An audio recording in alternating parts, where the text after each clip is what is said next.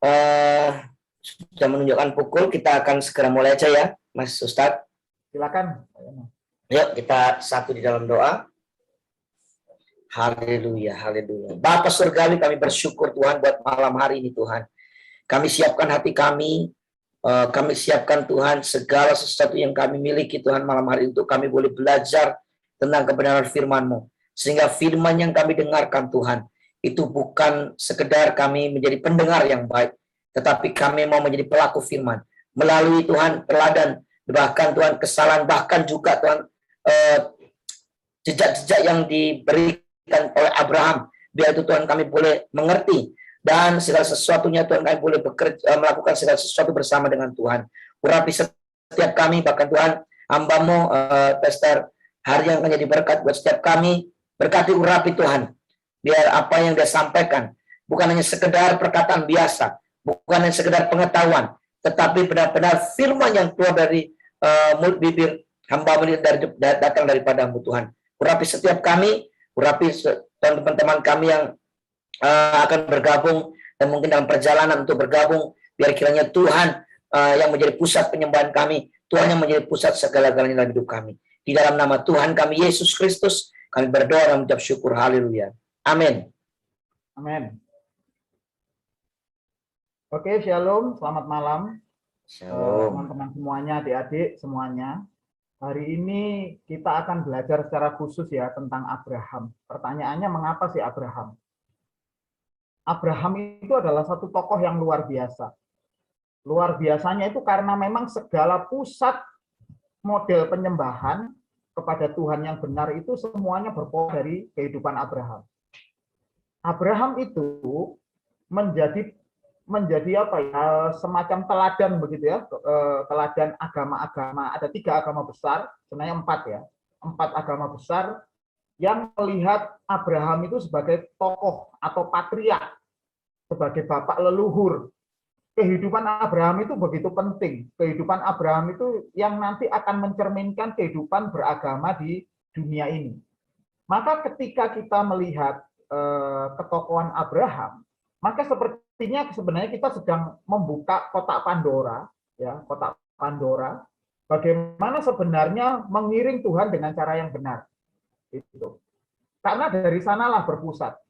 Kalau kehidupan iman, kehidupan kekristenan atau kehidupan agama ya dalam tanda petik ya, agama bukan keberagaman, agama kita itu melenceng jauh dari kehidupan Abraham, dari cara hidup Abraham, maka sebenarnya kita sudah melenceng dari cara kehidupan keagamaan yang benar.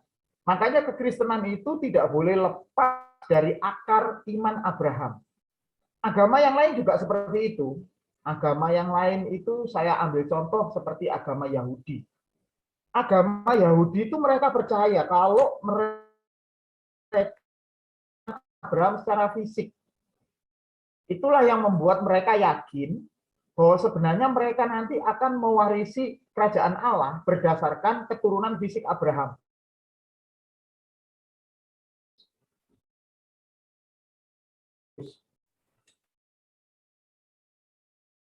Luar biasa, mungkin kurang diperhatikan orang ya kata ini. Tapi kata ini dampaknya luar biasa. Apa itu? Tuhan Yesus berkata seperti ini. Orang ini pun juga anak Abraham. Apa yang dimaksud dengan orang ini? Sakeus. Sakeus pada saat itu terkenal dengan pemungut cukai. Pemungut cukai itu dianggap adalah orang yang sudah kafir harbi, istilahnya kafir yang sudah sangat kafir-kafirnya. Itu bagi orang Yahudi seperti itu ya. Sehingga waktu itu sudah cukup melekat di pikirannya orang bahwa orang yang kalau kafir, apalagi pemungut cukai itu nggak mungkin bisa masuk surga. Nah itu berubah ketika Tuhan Yesus dengan tegas menyatakan, makanya itu ditulis di Alkitab, ya, karena itu penting. Yesus berkata orang ini pun anak Abraham.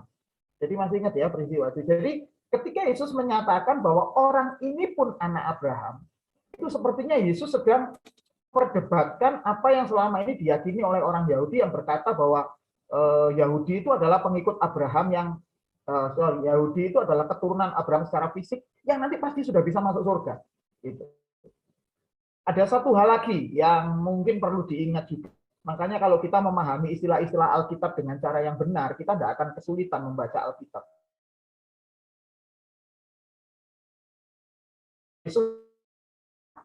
Dan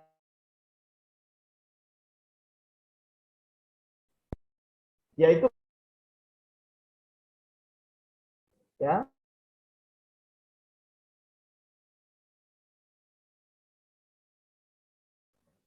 Pangkuan Abraham. pangkuan Abraham. Pangkuan Abraham, mengapa Alkitab menulis pangkuan Abraham? Sehingga orang berpikir bahwa Abraham duduk di sana, gitu ya. Abrahamnya cukup besar gitu, orangnya besar. Nah, orangnya di pangku gitu. Enggak seperti itu. Memang Abraham ada di sekitar situ, begitu. Abraham ada di sana. Tetapi yang dimaksud dengan pangkuan Abraham itu adalah figuratif. Pangkuan Abraham itu artinya orang ini sudah ada di dalam surga, begitu kira-kira.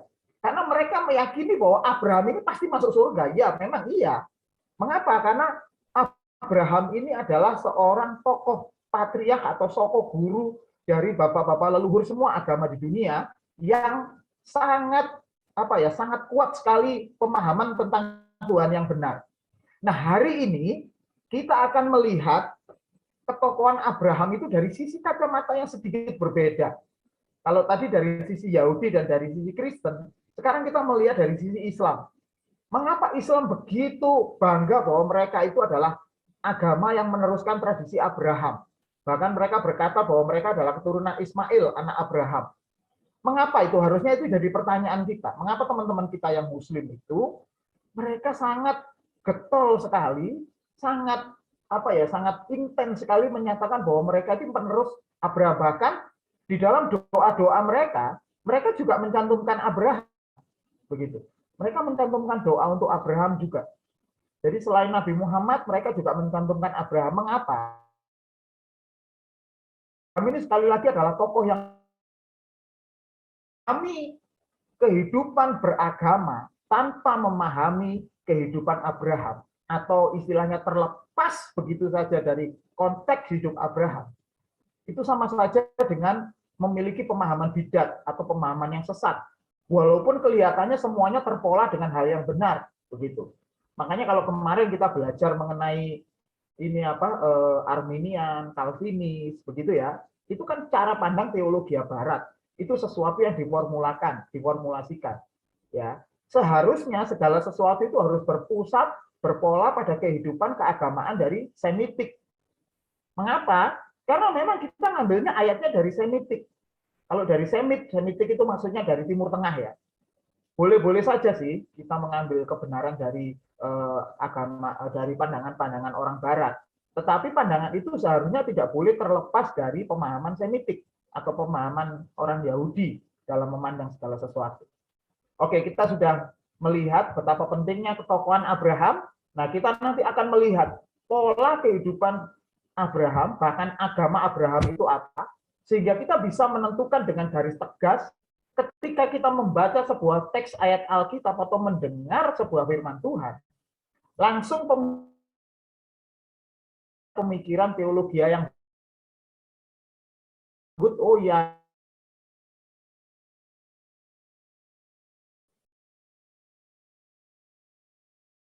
itu.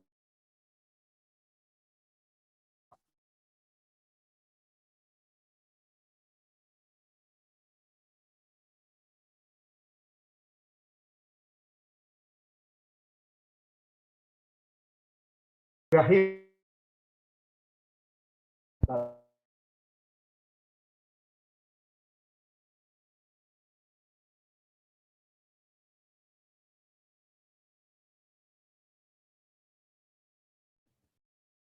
Oke, saya berharap sudah bisa kelihatan semuanya ya. Sudah bisa kelihatan kah, Kak Yono, Pak Renggi?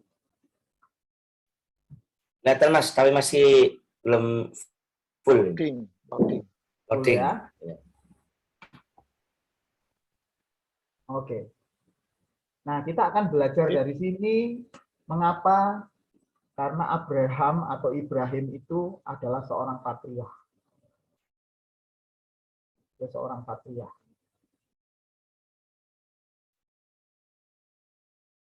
Saya tulis dulu ya, patriark. Apa patriark ini? Patriark ini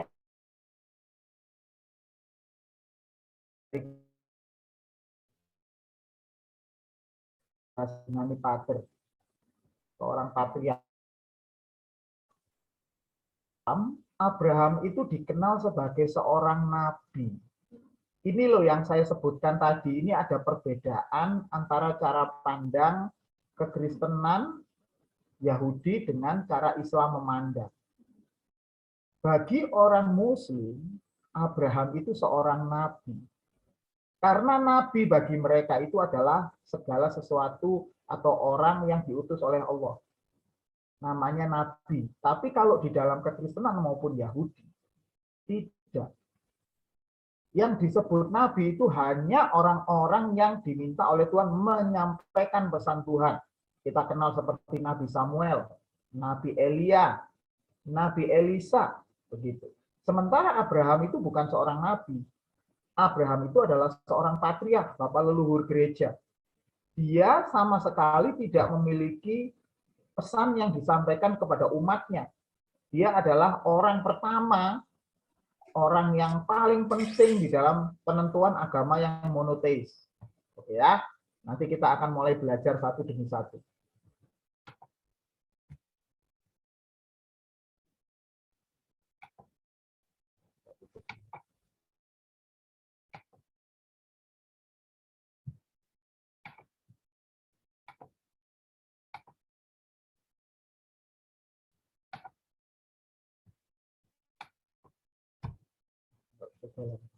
Oke, nah, untuk melihat cara pandang Abraham dari teman-teman kita, saudara-saudara kita yang Muslim, kita lihat Al-Quran yang menunjukkan agama apa yang dimiliki oleh Abraham. Karena ini penting. Kalau tidak, kita nanti bisa. Ya. Nah, oke. Ini dari Ali Imran 7 ya. Maka na Ibrahimu ya walakin kana hanifa muslima wa minal musyrik.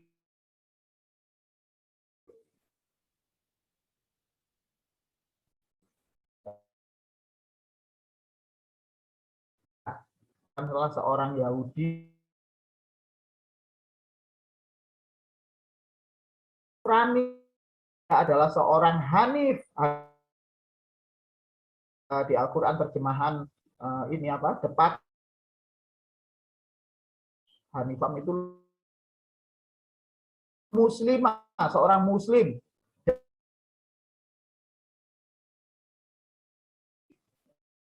Teman-teman semuanya, adik-adik.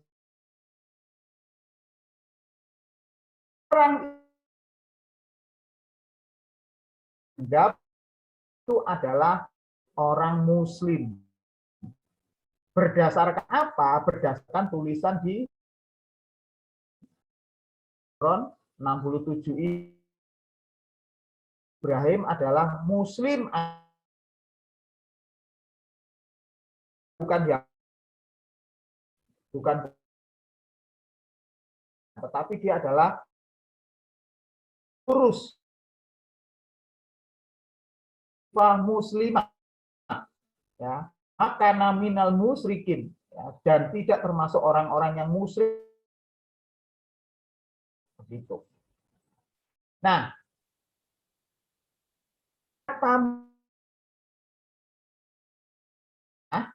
kalau kita bersama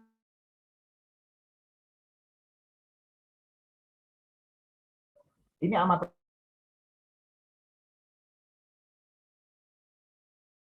karena secara historis, secara sejarah,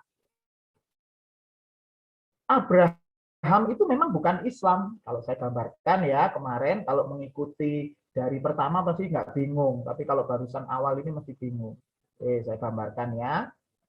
Katakan ini titiknya ini adalah Abraham. Abraham. Setelah itu di titik yang kedua, di sini adalah Musa. Kemudian Musa. Misalnya jelek sekali. Saya pakai yang lain aja. Pakai cara yang lain aja ya.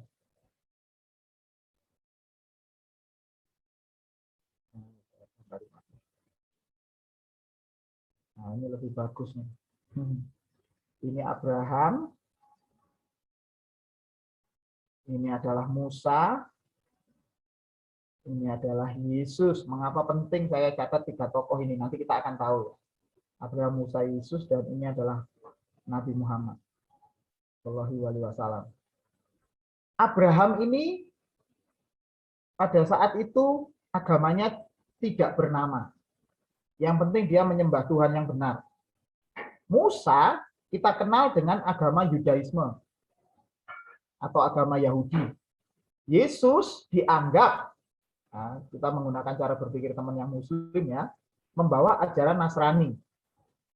Atau maksudnya mungkin Kristen, padahal sebenarnya kata Nasrani itu tidak merujuk ke sana, tapi ya apa-apa lah.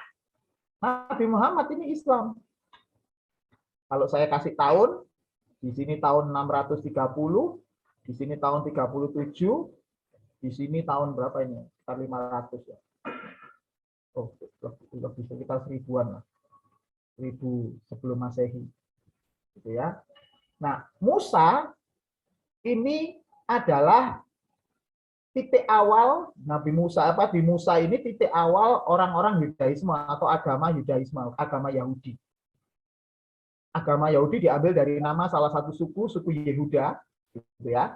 Nah, suku Yehuda, maka ini disebut agama Yahudi. Jadi Abraham apakah beragama Yahudi? Tidak, memang benar, tidak.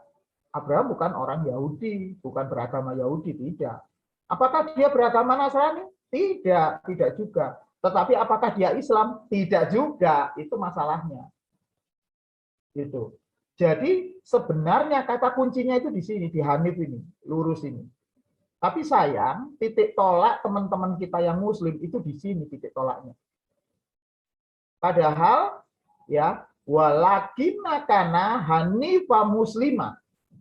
Itu harusnya Hanifnya ini yang dulu didahulukan ya. Adalah orang yang beragama Hanif. Kalau mau jujur atau mau jujur dengan teks ya. Dia bukan orang Yahudi, bukan orang Nasrani, tapi dia adalah orang Hanif. Itu harusnya. Jadi itulah mengapa teman-teman kita yang Muslim itu berpikir bahwa semua nabi yang sana itu ya, maksudnya sebelum Tuhan Yesus itu semua agamanya Islam.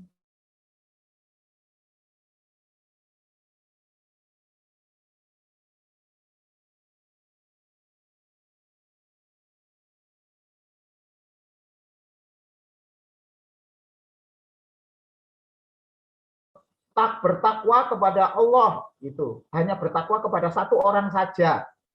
Muslim itu artinya seperti itu. Ini pengertiannya sangat teologis, tidak langsung merujuk kepada agama Islam. Tidak. Ini artinya adalah orang yang lurus. Jadi kalau ada teman-teman kita yang Muslim yang menyatakan bahwa oh berarti benar Abraham itu Islam. Secara teks memang tidak seperti itu. Secara teks dia Muslim. Dia bertakwa kepada Tuhan, kepada Allah. Nah, yang lain juga Muslim. Iya, bahkan Yesus pun juga Muslim. Kalau ada buku Yesus itu Muslim. Ya sebenarnya secara pengertian teologis masih masuk. Cuman bukan berarti mereka Islam. Bisa paham ya maksudnya ya. Bukan berarti mereka beragama Islam. Mereka Muslim, taat kepada Allah. Bahkan kita ini, kita semuanya Kak Yono, Pak Franky, kita semuanya Muslim, disebut Muslim. Karena bertakwa kepada Tuhan, kepada Allah, juga kepada Tuhan. Kita menyebutnya Elohim, Yahweh, gitu ya. Kita menyebutnya gitu. Kita taat kepadanya, iya. Makanya ketika ada orang, ya teman-teman kita yang Muslim yang menganggap kita ini kafir, ya sebenarnya salah. Mengapa? Karena orang kafir itu orangnya tidak bertakwa kepada Tuhan, yang nyembahnya kepada pohon, nyembahnya kepada ini, gitu ya. Nah, kalau kemudian, loh, kafir karena tidak menyembah kepada Tuhan yang dimiliki oleh teman-teman yang Islam, lah apalagi Abraham, apalagi Musa. Kan Islamnya belum ada, secara sejarah historis belum ada. Makanya kalau kita bicara historis, nah ini jadi sebuah kesalahan kalau menganggap bahwa Abraham, Musa, Yesus itu agamanya Islam semua, gitu ya. Jadi dari sinilah kemudian timbul ini kebingungan itu. Nah, makanya kita mesti jelaskan ya kepada teman-teman kita yang Muslim. Oke. Nah, ini yang saya ceritakan tadi ini adalah hal yang penting gitu ya. Ada di dalam Islam namanya ulul asmi atau nabi-nabi yang memiliki kelebihan, diberikan mukjizat begitu ya. Nah, di sini yang termasuk ulul asmi ya, menurut teman-teman kita yang muslim adalah Abraham, Nabi Ibrahim, Nabi Nuh, Nabi Musa alaihissalam, ya, Nabi Isa alaihissalam, dan Nabi Muhammad Shallallahu alaihi wasallam. Jadi ada berapa? 1, 2, 3, 4, 5. Ini mereka peletak dasar semuanya. Mengapa Nuh? Karena Nuh ini kan habis air bah waktu itu ya. Dia menetapkan supaya orang menyembah kepada Tuhan yang benar, tidak ada yang mendengar peringatannya, ya akhirnya orang dibinasakan gitu. Ibrahim juga seperti itu. Nah, Musa pun dianggap adalah ulul asmi karena dari dia ya bangsa Israel kemudian selamat dibebaskan dari Mesir. Ceritanya hampir mirip. Begitu juga dengan Ibrahim nanti hampir mirip, tapi tentunya ada perbedaan. Nanti kita akan semakin detail ya melihat satu demi satu. Tapi ini kita cerita tentang Ibrahim dulu. Isa juga seperti itu. Kalau ini kemarin kita udah bahas. Ya, kalau Nabi Muhammad di luar pembahasan kita karena memang kita ini adalah orang-orang Kristen, jadi yang kita bahas mending yang kita bisa jangkau yang ada di dalam kitab kita, gitu ya. Oke.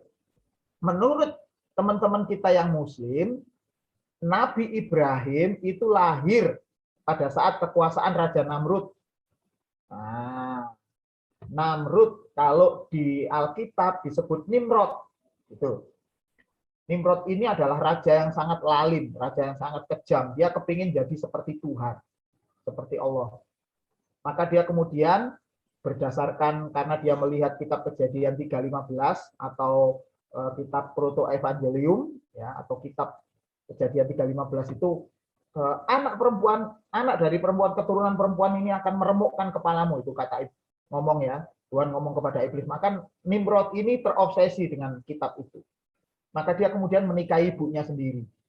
Gitu, menikahi mamanya sendiri. Kenapa dia menikahi mamanya sendiri? Ya, supaya mamanya tidak dinikahi oleh orang lain yang mengakibatkan keturunannya bisa nanti meremukkan kepala ular, tapi keturunan dari orang laki-laki yang lain. Maka dia menikahi ibunya sendiri, Semiramis, kemudian memperanakkan Tanmus. Nah, betapa kejamnya si Nimrod ini. Tapi ya Nimrod sama ibunya plus istrinya itu tadi ya sama-sama kejamnya. Tamnus itu kemudian dianggap sebagai anak Allah, gitu. Saking kepinginnya diakui sebagai Tuhan. Nah, Nimrod itu seperti itu ceritanya di Alkitab ya. Nah, dipercaya pada saat itu ya, ada pembunuhan bayi. Semua bayi dibunuh. Entah ini alasannya apa. Pokoknya Namrud pada saat itu begitu kejam. Kemudian semua bayi-bayi dibunuh. Termasuk Ibrahim kecil juga dibunuh, mau dibunuh. Tetapi oleh ibunya yang bernama Amilah, ibunya Ibrahim, yang bernama Amilah, dia disembunyikan di gua. Tidak asing ya dengan kisah-kisah seperti ini. Kisah-kisah seperti ini cukup banyak. Bayi dibunuh itu mulai dari kisahnya di Nabi Musa yang kemudian bayinya kemudian diinikan ke Sungai Nil begitu, kemudian kisah Tuhan Yesus. Maka muncullah kisah ini. Gitu. Supaya mengesankan Ibrahim ini adalah orang penting, maka cerita ini muncul begitu ya. Nah, dipercaya Nabi Ibrahim itu lahir dari masyarakat yang masih jahiliyah, masih menyembah dewa-dewa. Ya, diperkirakan ada di sekitar Babilonia. Nanti kita akan lihat ya satu demi satu benar tidaknya. Nah, menurut teman-teman kita yang muslim, ayahnya Nabi Ibrahim itu adalah seorang yang bernama Azar, gitu ya. Dia seorang pematung berhala maksudnya, gitu ya. Oke, saya akan tidak berlama di sini, langsung saya baca ke sini. Nah, ini ada cerita penting dari hubungan antara Nabi Ibrahim dan patung. Itu saya ambil dari Al-Anbiya 51 sampai 70. Nanti yang tertarik ya boleh dibaca sendiri ya, di internet banyak. Surat Al-Anbiya 51 ayat 70. Jadi ceritanya pada saat itu Nabi Ibrahim menghancurkan patung-patung sesembahan bangsa kafir. Karena bangsa kafir masih ada di zaman budak ya, di zaman jahiliyah, maka dia kemudian melakukan tindakan menghancurkan. Caranya bagaimana menghancurkan? Jadi gini, ini ada ceritanya, ada cerita lucunya. Pada saat itu Ibrahim diajak sama ayahnya Azar untuk datang ke sebuah perayaan kepada berhala, gitu ya, berhala pada saat itu. Nah, kemudian di tengah-tengah Ibrahim berkata kepada ayahnya, aku sakit, aku tidak kuat jalan, sesungguhnya aku ini sakit. Maka dia pulang. Ketika dia pulang, dia lihat patung-patung di rumahnya tentunya ya, patung yang lagi dibuat ayahnya. Kemudian suatu saat ada seorang wanita membawa tepung. Nah, katanya patung-patung untuk tepung itu digunakan untuk dipersembahkan untuk ke patung-patung itu. Ya. Nah, akhirnya si Ibrahim kecil punya akal. Oh, asik nih, bisa dipakai dikerjain nih. Benar. Jadi akhirnya tepung itu disebarkan begitu saja oleh Nabi Ibrahim, sebarkan begitu. Kemudian semua patung-patung itu dihancurkan ya pakai kapak. Patung yang kecil-kecil dihancurin semuanya pakai kapak. Terus kemudian kapaknya ditaruh di dekatnya patung besar. Nah, setelah itu orang-orang selesai mengadakan upacara ibadah kepada dewa, kepada berhala, pulanglah mereka. Ketika bapaknya pulang, marah bapaknya, lihat patung-patung kok hancur semuanya. Maka kemudian Raja Namrud pun juga tersinggung. Sehingga akhirnya Abraham dipanggil dan diadili di sana. Nabi Ibrahim berkata seperti ini, yang menghancurkan patung itu bukan saya. Loh siapa? Kamu kan yang ada di rumah, satu-satunya yang ada di rumah. Itu loh, patung yang besar itu loh. Patung yang besar itu marah. Gara-gara persembahannya tepung itu dimakan sama yang kecil-kecil, patung kecil. Maka dia marah, kemudian patung kecilnya dikapai semuanya, dihancurkan semua sama patung besar itu. Itu. Konon ceritanya Raja Namrud dan ayahnya pun tertawa mendengar cerita si Ibrahim ini. Lu bagaimana mungkin patung itu bisa menghancurkan? Nah, justru di situ Ibrahim kemudian akalnya mulai muncul. Ya kalau sudah tahu, kalau patung tidak bisa menghancurkan, tidak bisa hidup, kenapa kalian masih menyembahnya? Gitu. Ya, itu akalnya si Fulan, biasanya kayak gitu itu. Ya, itu cerita dari Persia biasanya. Ya. Nah, akhirnya si Abraham ini kemudian dibakar karena tindakannya itu. Dia dibakar oleh Raja Namrud, tetapi Ibrahim pada saat itu berkata, nanti aku akan lolos dari api. Nah, kemudian beneran Ibrahim itu waktu dibakar dia tidak terbakar sama sekali. Gitu. Jadi akhirnya membuat beberapa orang itu akhirnya juga kagum sama Tuhannya Nabi Ibrahim pada saat itu. Nah, kita masih ingat ya cerita tentang seseorang yang dibakar ini di Alkitab ada gitu. Kita masih ingat cerita Sadrah Mesakh Abednego dibakar. Ceritanya hampir mirip gitu ya, cuman tidak ada kisah heroiknya yang memecah patung-patung, nggak ada. Tapi intinya dia dimasukkan ke dapur perapian dan masih hidup. Nah, itu kita bisa lihat itu. Nah, kemudian menurut teman-teman kita yang muslim juga, saat Ibrahim itu remaja, dia berhijrah ke Haran. Nah, ini masalahnya. Mereka percaya bahwa kota yang disebut Haran itu adalah kota yang berada dekat dengan Baitul Maqdis. Ini problemnya. That's the problem. Mengapa? Karena yang pertama, ya, nanti kita akan lihat peta betapa jauhnya Haran itu dari Baitul Maqdis. Baitul Maqdis itu bait Allah. Bait Allah. Dan yang kedua, pada saat Ibrahim atau Abraham ini ada, bangsa Israel kan belum ada. Musa pun belum lahir. Jangankan kemah pertemuan, jangankan Baitul Maqdis, kemah pertemuan aja nggak ada, masih belum. Kemah pertemuan itu cikal bakalnya Baitul Maqdis ya, atau Bait Allah. Karena kemah pertemuan itu yang dibawa-bawa oleh bangsa Israel ketika mereka dari Mesir, setelah itu keluar, kemudian setelah itu mereka kemana-mana membawa kemah pertemuan yang bisa bongkar pasang. Sampai di Yerusalem, di tanah perjanjian, nanti baru didirikan Baitul Maqdis. Baitul Maqdis pertama didirikan oleh Raja Salomo. Gitu. Nah, Salomo ini anaknya Daud. Daud ini hidup pada zaman bangsa Israel sudah ada di tanah Kanaan. Sementara Nabi Musa sendiri, ya Nabi Musa sendiri ya sudah mati jauh itu pada saat Baitul Maqdis itu didirikan. Nah gitu. Jadi secara historis ini agak menggelikan, tapi ya sudahlah. Pemahaman teman kita yang Muslim memang seperti itu ya, kita harus menghormati mereka. Gitu. Walaupun secara sejarah susah dibuktikan. Nah, ini loh yang penting. Menurut teman-teman yang Muslim, ya teman-teman kita yang Muslim itu, Nabi Ibrahim itu pernah dia menyembah bulan, menyembah bintang. Dia pertama menyembah bintang dulu. Oh, bintang kalah besar dengan bulan, maka dia menyembah bulan. Bulan kalah besar dengan matahari. Nah, ternyata akhirnya kok kalah besar terus. Akhirnya dia menemukan, oh yang harusnya disembah itu adalah Allah yang benar. Begitu. Ya pernah nyembah ini pernah membandingkan begitu ya. Oke, kita lanjut terus ya. Nah, ini adalah ada tulisan menarik.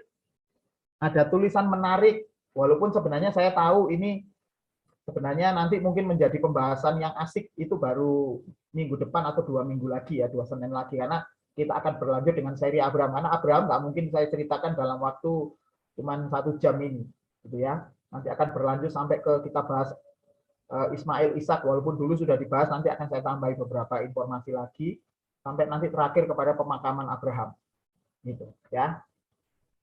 Nah, ini ada tulisan seorang ulama ahli sejarahnya Islam tentang Abraham, tentang Ibrahim. Perhatikan di sini. Ya, ini tulisan At-Tabari. Dari bukti yang dikatakan terdahulu dalam Quran, sesungguhnya yaitu Ishak. Ini unik nih. Perhatikan kata-kata ini. Ini ahli sejarah Muslim yang awal-awal. Ya, yaitu sesungguhnya Ishak. Firman Allah beritahukan untuk kita tentang doa sahabatnya. Ibrahim ketika dia meninggalkan umatnya untuk pindah ke Suriah bersama Sarah. Ibrahim Suriah itu maksudnya di Haran ya. Ibrahim berdoa, aku akan pergi kepada Tuhanku yang menuntun. Tuhanku berikanlah aku anak yang soleh. Ini terjadi sebelum dia mengenal Hagar. Jadi ketika Abraham masih menikah dengan Sarah, Ibrahim berdoa kepada Allah, ya, Tuhanku, aku ingin anak yang soleh. Tentunya karena Hagar belum ada, tentunya yang dia minta dari Sarah istrinya. Ya, ini Hagar, dia belum mengenal Hagar yang dihasilkan menjadi ibu Ismail nantinya. Setelah menyebut doa itu, Allah kemudian menggambarkan doa ini dan menyebut bahwa dia telah meramalkan untuk Abraham bahwa dia akan mempunyai anak yang lembut. Allah juga menyebut penglihatan Ibrahim tentang pengorbanan anaknya. Nah, ini. Apabila anak itu cukup umurnya untuk berlaku bersamanya. Jadi dari konteks ini, sebenarnya At-Tabari sedang menulis bahwa yang dipersembahkan itu adalah Ishak. Karena Ismail belum dikenal, Hagar belum dikenal. Ini doanya sudah doa merujuk kepada Ishak. Quran tidak menyebut berita mengenai anak laki-laki yang akan diberikan Ibrahim kecuali dalam hal yang merujuk untuk Ishak. Ishak lagi. Di mana Allah bercakap. Maka saya tegaskan sekali lagi ya, ini pembelajaran yang awal-awal dulu. Islam memiliki 2 pandangan yang berbeda mengenai siapa yang akan dipersembahkan. Ya, seorang ahli yang namanya Al-Qurtubi dalam Al-Jami' li Al-Kam Al-Quran, jilid 8 halaman 87, mengemukakan perihal perbedaan pandangan itu. Ada yang menyatakan bahwa yang diperintahkan untuk dikorbankan adalah Ismail. Nah, siapa saja itu? Ya, ada sahabat-sahabat Nabi dan para tabi'in seperti Abu Hurairah, Abu Tufail, Amir bin Watsilah, Sa'id ibnu Wasayyab, Yusuf bin Mihran, Rafi bin Anas, dan Muhammad ibnu Kabal al-Quraidi. Nah, ini adalah orang-orang yang menyatakan bahwa yang dikorbankan adalah Ismail. Dan ini diikuti oleh mayoritas teman-teman kita yang Muslim sekarang ini. Tetapi pandangan ini tidak berdiri sendiri, ada pandangan yang kedua. Anak yang diminta untuk disembelih tidak lain adalah Ishak bin Ibrahim. Tegas ini dikatakan seperti itu. Pendapat ini diikuti sejumlah sahabat dan tabi'in dari kalangan sahabat nama-nama seperti Abdullah ibnu Abbas, Abdullah bin Mas'ud, Umar bin Khattab, Jabir, Abdullah bin Umar, Ali bin Abu Thalib. Dari kalangan tabi'in yang berpendapat demikian ada Al-Qamah, Sabi'i, Mujahid, Sa'id bin Jubair, Ka'ab, Al-Ahbar, Qatadah, Masruq, Ikrimah, Qasim, banyak sekali. Pendapat ini bukan hanya berdasarkan pada hadits saja, tetapi juga pada asumsi kesejarahan. Orang-orang ini yang pandangan kedua ini berdasarkan sejarahnya. Sejarahnya mengambil dari mana? Dari Taurat. Karena dari Taurat menyatakan seperti itu. Jadi sebenarnya ya, yang masalah itu kalau siapa yang dikorbankan itu bukan antara Kristen dan Islam. Kalau Kristen sudah selesai, semua Kristen kompak, Kristen, Yahudi, Katolik, Samaria kompak semuanya bahwa yang dikorbankan Ishak. Wes, mari wes, finish. Nah, justru yang tidak selesai teman kita yang belum selesai. Jadi kalau mereka ngotonya dikorbankan Ismail, ya sudah biarkan, kita nggak usah menganggap Ishak. Ya memang dari cara pandang ini mesti beda. Ya kalau dari Kristen sudah pasti sudah nggak perlu dibuktikan lagi karena memang buktinya sangat kuat sekali di Alkitab tertulis jelas. Begitu. Nah, sementara teman-teman kita yang Muslim masih berdebat di sini. Itu oke ya. Jadi kita jangan ikut-ikut perdebatan mereka. Jadi kalau kita masih ya bingung antara Ismail dan Abraham, ya kita masih ikut-ikut sama mereka sebenarnya. Nah, sekarang kita akan melihat dari catatan-catatan bukti-bukti arkeologi dan bukti-bukti dari kitab Taurat. Kalau dari kitab Taurat diragukan, wah nggak benar Pak, anggap aja ya Taurat itu nggak benar gitu. Kita masih punya bukti yang lain, yaitu arkeologi. Gitu. Nanti kita akan lihat ya. Oke.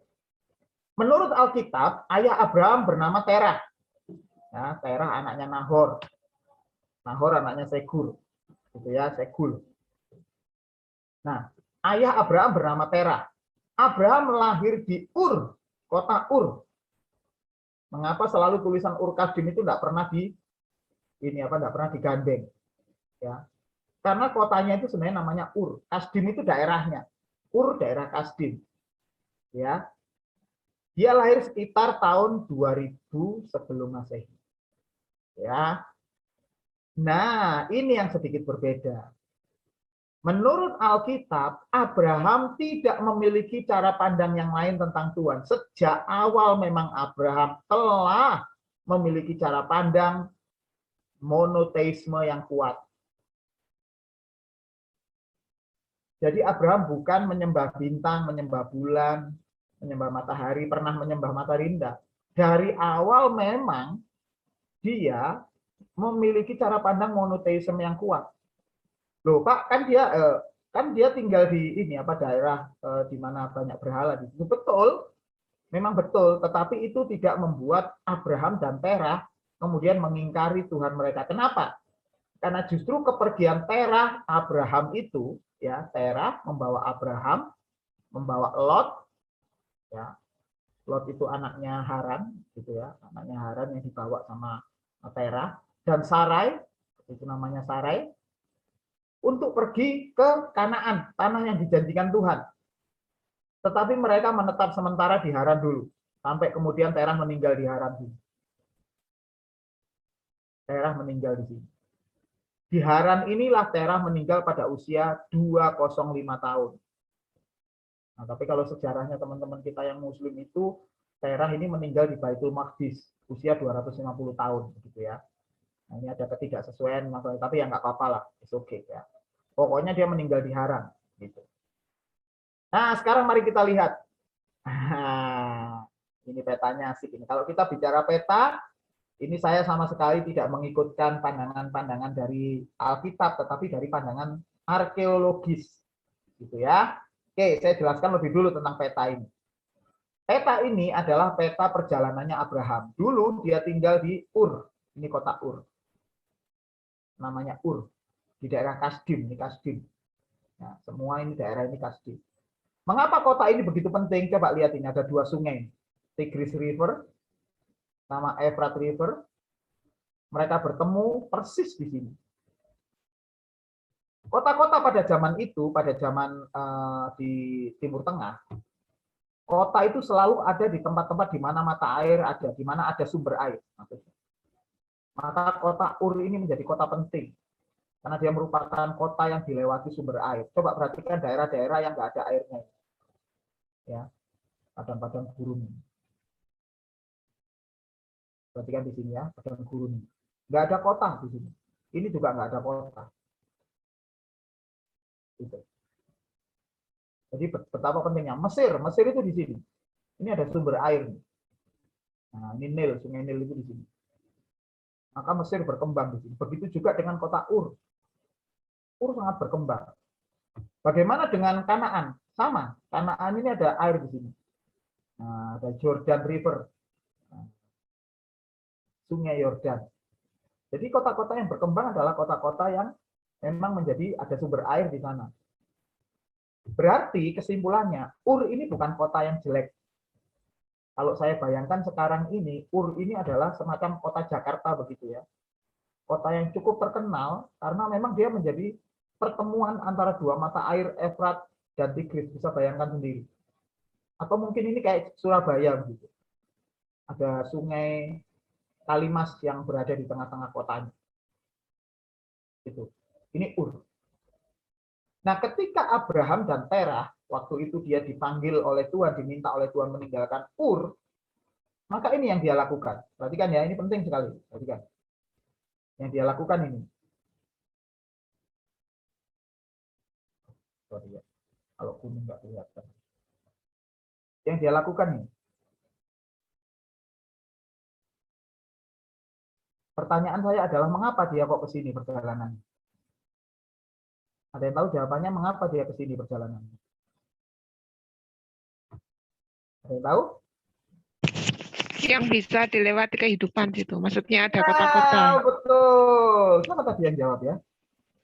Pinter sekali. Siapa tadi? Kalia. Oh, Kalia. Ya, pinter. Ya, benar Kalia. Nah, yang bisa dilewati kehidupan karena ada mata air di sini. Nah, mengapa Abraham tidak langsung ke sini?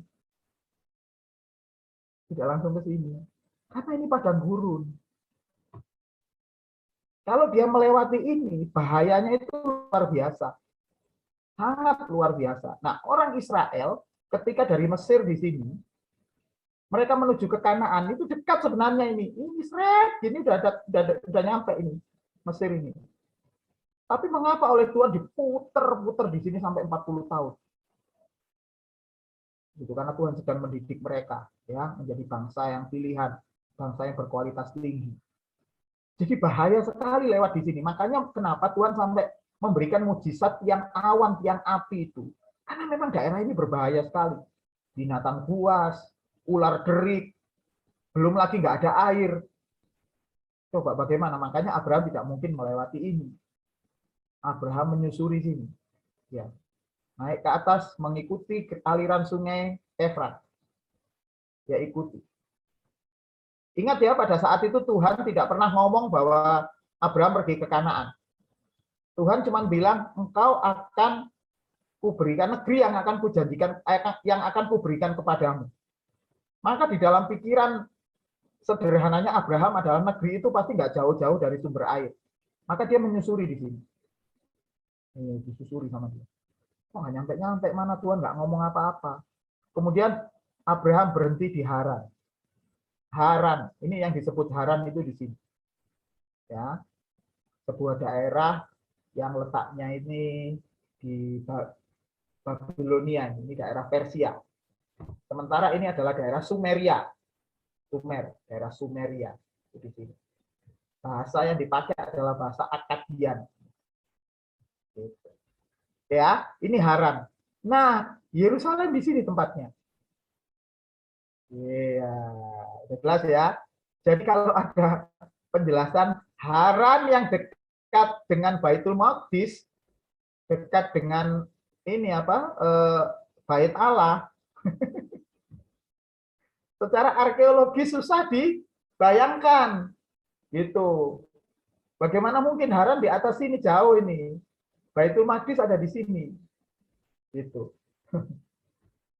Tapi ya enggak apa-apa deh. Oke, itu teman-teman kita yang muslim punya pandangan seperti itu ya terserah. Tapi agak susah dibuktikan ya, bagaimana mungkin Haran ini dekat ini. Nah, disinilah kemudian Abraham berhenti lama, Terah mati di sini, ayahnya umur 205 tahun, kemudian Abraham terus melanjutkan perjalanan di sini. Nah, perlu saya tambahi sedikit bahwa Arab Saudi itu letaknya di sini. Kota Mekah letaknya di sini, di daerah ini. Dari peta perjalanan Abraham di Alkitab ini, Abraham sama sekali tidak pernah berangkat lewat sini. Mengapa? Karena berbahaya. Tetapi teman-teman kita yang Muslim percaya, ya mereka percaya bahwa Ka'bah itu didirikan oleh Abraham. Nah, didirikan oleh Abraham di sini. Padahal tidak ada jejak sejarah yang menyatakan bahwa Abraham pernah ke sini.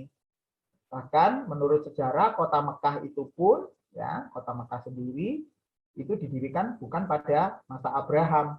Jangankan masa Abraham, abad pertama belum ada, abad kedua belum ada. Diperkirakan sekitar abad keempat atau abad kelima baru ada kota itu, gitu ya.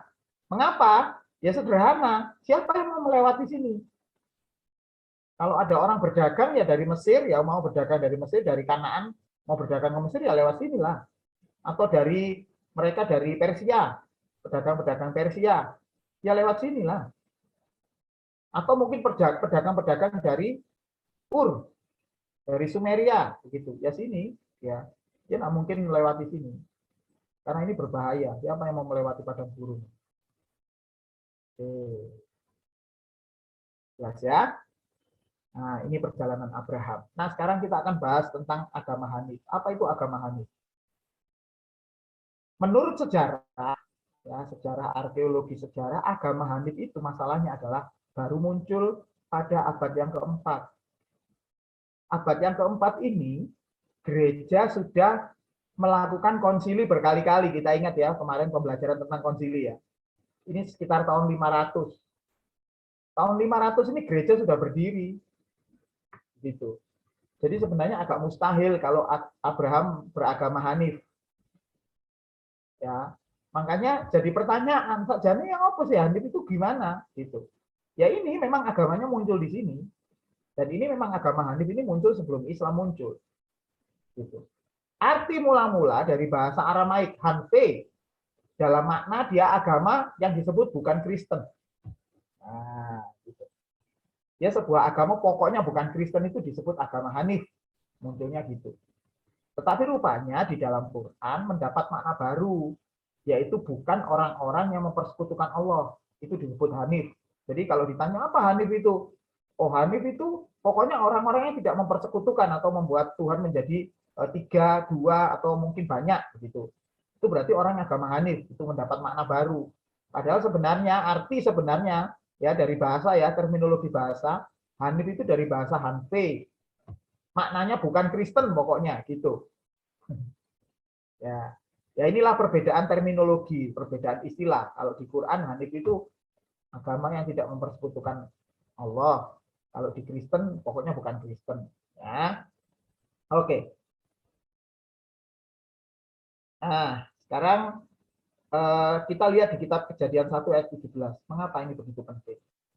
Nah, ayat ini begitu penting karena di sini ada kata ini. El Shaddai.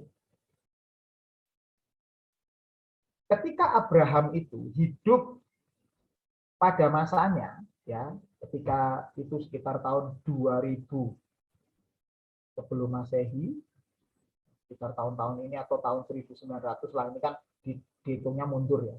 Tahun-tahun ini penyebutan Tuhan dengan Yahweh itu belum pernah ada. Dikenal sebagai nama El Shaddai. Ya, El Shaddai. Bacanya Ani El Shaddai Hitaleh La Panai. Ya, dari Kejadian 1 ayat 17. Akulah Allah yang Maha Kuasa. Kata El Shaddai artinya Allah Maha Kuasa. Hiduplah tidak bercela di hadapanku. Kemarin saya ditanya. Ada seorang pendeta nanya sama saya di grupnya Asosiasi Pendeta Indonesia, dia nanya sama saya gini. Pak, menurut Bapak nama Tuhan yang benar itu siapa? Nah, saya tahu arah pertanyaan. Ini yang tanya pasti rata-rata kelompok Yahweh, gitu ya. Kelompok Yahweh itu suka nanya-nanya gitu itu. Pak, nama Tuhan itu siapa? Supaya saya ya pastikan jawab Yahweh, gitu. Saya sudah tahu. Ya karena itu jangan nyebut Allah, Pak. Jangan nyebut Allah, gitu. Nah, saya bilang sama dia, yang benar itu gini loh, Pak. Tuhan itu siapa yang memberi nama? Tolong jangan tanya siapa namanya dulu. Tapi siapa yang bisa memberi nama Tuhan? Kalau anaknya Mas Sabto, yang memberi nama ya Mas Sabto sama Bu Iren. Anaknya Kak Yono, yang memberi nama ya Kak Yono sama istrinya. Ya dikasih nama bapaknya. Yang ngasih nama kita pun dikasih nama oleh ayah-ayah kita. Tetapi Tuhan itu ngasih nama siapa? Yo, yang ngasih nama Tuhan sendiri. Nah, karena yang ngasih nama Tuhan sendiri, ada yang aneh di dalam Alkitab. Mengapa Tuhan kadang nyebut dirinya Elohim, kemudian memberi nama El Shaddai, ada Yahweh, ada Yehova, ada Yewi, ada yang lain-lain. Itu kenapa? Kenapa Tuhan menyebut memperbolehkan dirinya disebut Kurios, Theos, dan lain-lain. Dan Tuhan tidak marah dengan itu. Karena memang itu bukan nama Tuhan. Karena manusia itu tidak akan bisa memberi nama kepada Tuhan. Yang bisa memberi nama, ya Tuhan, ya bapaknya Tuhan, tapi karena Tuhan kan tidak punya bapak. Sehingga akhirnya yang di dalam Alkitab itu bukan nama, tetapi sebutan. Ingat ya, itu sebutan. Sebutan yang Tuhan berikan kepada Abraham untuk menyebut dia, supaya Abraham menyebut dia memperkenalkan diri, Ani El Shaddai. Aku ini adalah Allah yang Maha Kuasa. Itu kalau diterjemahkan dari bahasa Indonesia, aku adalah Allah yang Maha Kuasa. Tapi sebenarnya kalau dalam bahasa Ibrani, Ani El Shaddai, aku ini El Shaddai. Istilahnya Tuhan mau bilang, sebutan aku dengan El Shaddai. Itu. Jadi dari awal, Abraham itu sudah percaya kepada satu Tuhan, monoteisme. Dan dia menyebut Tuhannya dengan sebutan yang dia kenal. Begitu. Nah, akhirnya ya dari sini kita sadar, kita tahu. Itulah sebabnya mengapa orang Israel tidak pernah menyebut nama Yahweh di mulut mereka. Karena mereka menghormati nama itu, ya karena itu nama begitu kudus, sehingga mereka akhirnya menyebut dengan kata Adonai sebagai sebutan penghormatan kepada Tuhan. Karena memang Tuhan itu adalah pribadi yang memang tidak bisa dijangkau oleh manusia, apalagi kita memberi nama. Begitu ya. Oke, lanjut. Saya perlu membicarakan itu karena nanti satu saat kita akan sedikit membahas mengenai masalah tentang kata Allah dan Yahweh ya. Supaya kita bisa memiliki cara pandang yang utuh. Gitu. Jangan menganggap, kemarin pada akhirnya saya kasih cerita lengkapnya supaya nanti nggak penasaran. Terus gimana akhirnya? Kak, kemarin tuh ngomong dengan pendeta ya, saya bilang sama dia, Pak, jangan memutlakkan menyebut nama Tuhan. Boleh Bapak mau menyebut Yahweh, silahkan. Mau menyebut Allah, silahkan. Mau menyebut Elohim, silahkan.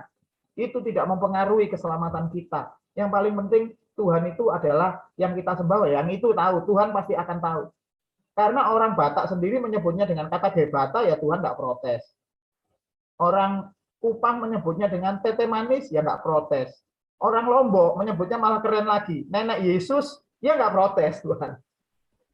Artinya, ya jangan memutlakkan sebuah hal. Terus kemudian akhirnya dia maksa, yang masalah adalah ketika memaksa orang lain untuk ikut sama dia harus menyebut Yahweh. Nah, itu yang salah.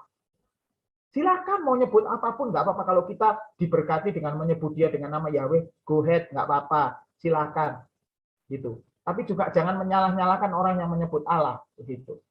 Yang jadi masalah adalah kalau saya ini ya, saya sebenarnya oke-oke aja sih, sebutlah sembarang, terserah.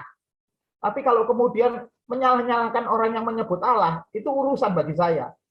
Karena sudah pandangannya salah, tapi ngotot, begitu kan. Saya pernah debat ini. Kita kan tahu ya, saya ini suka debat-debat dulu itu. Ini kalau sama kelompok-kelompok ini saya senang, paling senang. Karena dulu jelas gini ya. Gini dulu itu. Mengapa saya senang? Karena saya ini belajar jadi saudara ya. Saya belajar benar cara berpikir mereka menggunakan pandangannya Pak Yakub Sulistyo, Lukas Sutrisno, saya lihat semuanya. Mas Sabto itu tahu itu. Ya. Saya lihat pandangan-pandangan mereka, ya. Kemudian saya berpikir seperti mereka berpikir. Sudah, akhirnya saya seperti mereka. Nah, pernah satu saat saya itu kemudian ngajar di sekolah teologi ya. Murid-murid di situ itu kemudian saya yahwehkan semuanya bisa. Gitu.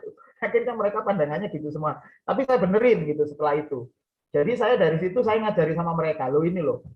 Kalau cara pandang dipaksakan dengan dijelaskan dengan cara yang salah seperti ini, kita yang tidak tahu apa-apa akhirnya manut, ikut.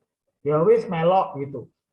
Nah, akhirnya saya kemudian kembalikan mereka ke jalan yang benar. Jalan yang benar itu seperti ini. Terserah sekarang mau nyebut apapun boleh. Jangan menganggap bahwa yang menyebut Yahweh itu lebih kudus daripada yang menyebut Allah. Atau yang menyebut Allah itu sebaliknya, yang menyebut Allah juga lebih benar daripada yang menyebut itu. Enggak. Kita bisa berangkulan dengan mereka, dengan kelompok-kelompok mereka, asal itu mau. Ojo saling menyalahkan, jangan merasa benar. Akhirnya kalau orang yang merasa benar, sebaiknya nggak dengerin khotbah saya. Gitu ya. Iya, karena nanti loro hati terusan. Jadi kita sebaiknya bisa berangkulan dengan semuanya, bersahabat. Mau nyebut Yahweh, silahkan, enggak apa-apa. Mau nyebut Tuhan, silahkan. Kurios, baik. Elohim, oke. Bahkan nyebut Allah pun oke, gitu ya. Jangan saling mengkafir-kafirkan. Setuju? Setuju. Masa nggak dijawab, setuju ayo. Oke, lanjut. Ya. Nah, ini. Tuhan yang benar, ini coba ya, ini ada satu kata yang luar biasa. Ulangan 6 ayat yang ketiga.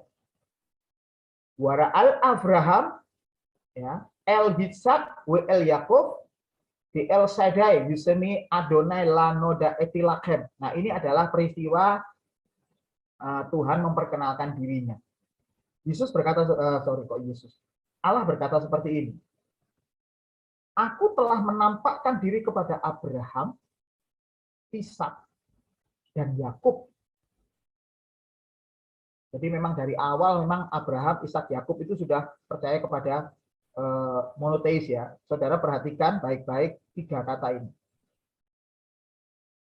Ini artinya mereka ini adalah patriark gereja yang tidak putus.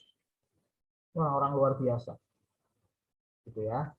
Oke, tapi nanti kita belajarnya nanti. Tadi seperti Kak Yono bilang, kita belajar dari kesalahan, juga dari jalan mereka yang benar juga iya, gitu ya, dari 2 hal. Nah, kalau di Alkitab bahasa Indonesia, ngomongnya seperti ini, aku telah menampakkan diri kepada Abraham, Ishak, dan Yakub sebagai Allah yang Maha Kuasa. Nah, tapi kalau dalam bahasa asli begini, wara el Abraham, el Ishak, wa el Yakub, bi el Shaddai. Gitu. Jadi sebaiknya memang ya terjemahannya harusnya aku telah menampakkan diri kepada Abraham, Ishak, dan Yakub sebagai El Shaddai. Ya. Jangan lupa di sini ada kata Tuhan. Berarti ini ada kata Yah, ini ada kata Yahweh di sini. Betul, ya. Di mana? Di sini. Saya baca dengan Adonai. Saya mengikuti, saya menghormati teman-teman saya yang di ini ya, yang di Israel. Teman-teman saya Yahudi, mereka menyebut dengan kata Adonai ya, saya menghormati tradisi mereka. Jangan saya belajar tapi mengkhianati tradisi mereka ya. Mereka juga menyebut Yahweh dengan Adonai ketika membaca ini. Ya, itu caranya kalau belajar apa? Belajar teks Ibrani ya. Ketika kata El Shaddai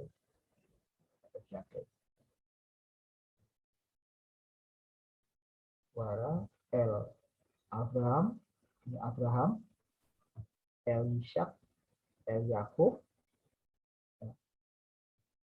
di El Shaddai, ini Shaddai. Di El, ini di El, ya. El Shaddai, Yusemi, Yahweh, ini ya. Ini Yahweh. Ya, aku telah menampakkan diri kepada Abraham dan Yakub sebagai Allah yang Maha Kuasa, sebagai El Shaddai. Tetapi dengan namaku Tuhan, aku belum menyatakan diri. Ini artinya ini pribadi yang sama kan? Ya, Cuma dia memperkenalkan kepada Abraham, Ishak, dan Yakub sebagai El Shaddai. Artinya dari ayat ini kita tahu bahwa Tuhan itu bisa menampakkan diri atau mendatangi orang-orang dengan nama yang berbeda-beda. Jadi jangan merasa bahwa yang menyebut nama Yahweh lebih kudus dibandingkan yang lain. Tidak, sama. Gitu loh. Ini kan berarti kan sekarang namanya berarti sudah Abraham sama Ishak sama Yakub kan sudah Pak eranya. Berarti kan sekarang kita eranya di sini. Nah, masalahnya era berkembang terus. Setelah itu di zaman Tuhan Yesus, Yesus tidak menyebut dengan kata El Shaddai. Yesus menyebut dengan kata El Shaddai. Yesus tidak menyebut dengan kata Yahweh. Yesus menyebutnya Kurios. Masa kita sekarang juga ikut Kurios gitu loh. Nah, jadi artinya sekali lagi saya tegaskan ya, kita menghormati semua orang yang menyebut nama Yahweh silahkan, Allah silahkan, nggak apa-apa, nggak jadi masalah. Pokoknya jangan merasa kita yang paling benar. Gitu. Oke, ya. Lanjut. Ayahnya Abraham itu Asar atau Terah sekarang. Nah, coba mari kita lihat dari arkeologi. Melihat hal ini, yang benar itu apakah nama ayahnya Abraham itu Asar atau Terah? Caranya harus kita lihat dari sumber primer. Apa itu sumber primer? Sumber primer itu sumber asli. Jangan lihat dari tulisan internet, terus ini apa dari Wikipedia. Jangan, tapi kita lihatnya dari sumber primer, dari inskripsi. Ini yang saya lakukan ya. Inskripsi yang saya lihat adalah inskripsi pada masa Ur, zaman Ur, di mana di sini pengaruhnya adalah budaya termasuk bahasa. Dari sini kita bisa tahu nama-nama orang. Tidak mungkin ya 60 tahun yang lalu ada orang ya, orang laki-laki namanya Grego. Nggak mungkin. Atau seorang perempuan zaman tahun 70, zaman 60, tahun 50, zamannya Bung Karno, ada namanya Kimberly. Kalau zaman dulu namanya tahun 60 70 itu yang nama populer itu Sri, Agus, Bambang, Yono. Nggak ada nama Ongki di sana. Frankie apalagi nggak ada. Jadi nama-nama itu mencerminkan budaya begitu ya Bapak Ibu ya. Nah ini juga seperti Aku itu. pian jenenge Bejo, Pastor. Iya, benar. Bejo gitu. Kalau dulu namanya Bejo itu keren. Iya benar itu. Bejo, sama mana ya? Taidi gitu. Itu keren. Kalau zaman sekarang, ayo siapa yang berani menamakan anaknya Paidi, Bejo, itu. Itu.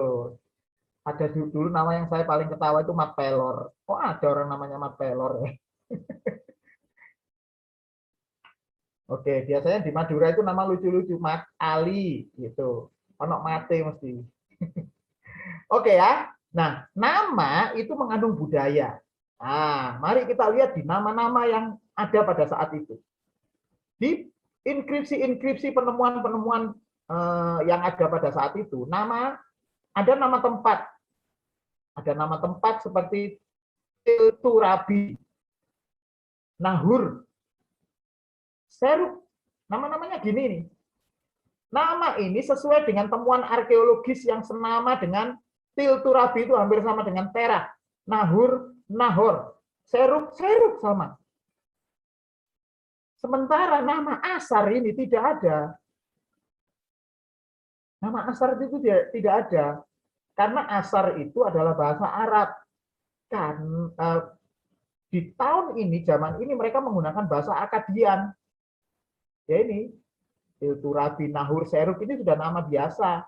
Tidak ada nama Asar di sana. Jadi dari sini bisa kesimpulan ya, bisa menyimpulkan. Itu bahwa nama ayahnya Asar atau Terah. Nah, ini Terah karena sesuai dengan eranya, dengan zamannya. Nah, ini yang terakhir ya. Bagaimana dengan Nimrod? Nah, ini juga unik lagi. Nimrod itu hidup tidak sejaman dengan Abraham. Kalau di Alkitab, ya, di Alkitab kita, di dalam kitab Kejadian, kitab Kejadian 10 ayat 8 sampai 11. Nah, dikatakan seperti ini, ayat 8 ini. Kus, tuh.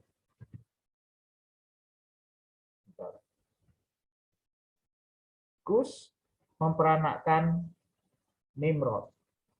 Dialah yang mula-mula sekali orang yang berkuasa di bumi. Artinya dia menjadi raja di bumi, Nimrod. Jadi ini adalah anak Kus. Anak Kus ini sejaman dengan Sem Ham Yafet, begitu ya, turunan anak-anak Sem Ham Yafet. Nah ini ya kerajaannya si Nimrod ini mula-mula Babel, Erech, Akkad, masih ingat kata Akkadian tadi? Semuanya di tanah Sinear. Dan kejadian ini terjadi pada tahun 5000 sampai 4500 sebelum Masehi. Jadi masih awal-awal ya. Tahun Masehi itu ngitungnya gini ya. Luar biasanya. Ketika Adam dan Hawa lahir tahun 0. Itu. Kemudian terus berjalan terus ya. Abraham itu tahun 2000. 2000 tahun kemudian Yesus di sini. Jadi ini jangkanya 2000 tahun. Yesus ke kita 2000 tahun. Nah ini kadang-kadang diramesi sama orang, jadi peta zaman. Ini kan 2000 nih, jaraknya ini 2000. Ya, 1 hari, 1000 hari bagi kita, berapa, 1 hari buat Tuhan, 1000 hari buat kita, gitu ya. Ramesannya gitu. Berarti ini 2 hari, tambah 2 hari lagi, ini tambah Yesus ke kita 2 hari. Ini adalah hari ke-6. Nah, sebentar lagi adalah hari Tuhan beristirahat. Ini kiamat sebentar lagi, gitu katanya. Makanya dulu kenapa tahun 2000 ini orang begitu pusing ya. Milenium itu pusing mereka. Karena kenapa? Mereka takut akhir zaman di sini. Karena hitungannya sudah seperti ini. Gitu. Itu namanya cocokmologi, dicocok-cocokkan. Gitu ya. Nah, kejadian Nimrod ini terjadinya di tahun 5000 sampai 4500 sebelum Masehi. Jadi ini tidak sejaman dengan Abraham. Gitu. Tetapi Alkitab tidak pernah menulis mempertemukan antara Nimrod dengan Abraham, nggak pernah.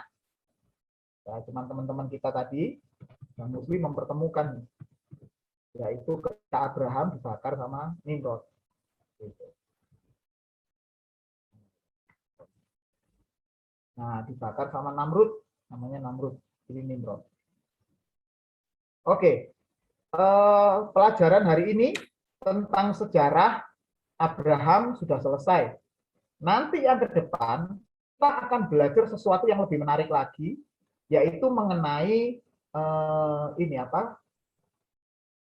tradisi-tradisinya Abraham yang dia lakukan. Sampai nanti kita ke masa-masa di mana Abraham mempersembahkan Ishak atau Ismail. Tadi itu sudah saya sampaikan sedikit, tapi nanti kita akan lihat tradisi penting yang ada di sana. Begitu. Oke, saya kira penjelasan saya tentang sejarah awal dari Abraham ini cukup. Satu hal yang mesti harus kita ketahui sama-sama, betapa otoritas Alkitab kita itu luar biasa ya. Alkitab kita itu ketika kita melihat dari sejarah itu sangat klop sekali. Tidak ada yang bermasalah di sana.